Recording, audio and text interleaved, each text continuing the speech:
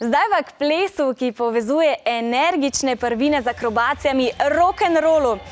Ne, jaz ga tukaj ne bom poizkusila, je pa zato v soboto skoraj 400 tekmovalcev iz 18 držav vso svojo energijo vložilo v finale svetovnega pokala v tem plesu.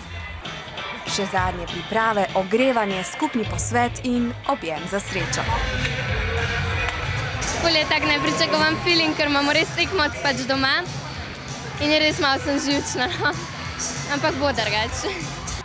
394 mladih iz 18 držav se poteguje za svetovni pokal v rock'n'rollu.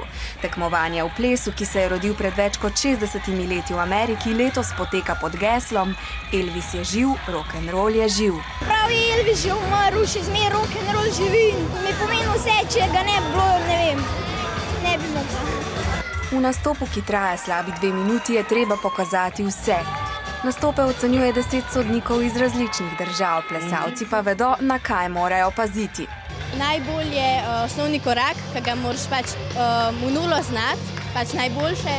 Natančnost, hitrost, tudi obraz, dres, kakšen imaš. Da na odru izstopaš, da do konca plešeš na ful, da ne popuščaš. Vse je treba narediti popolnoma.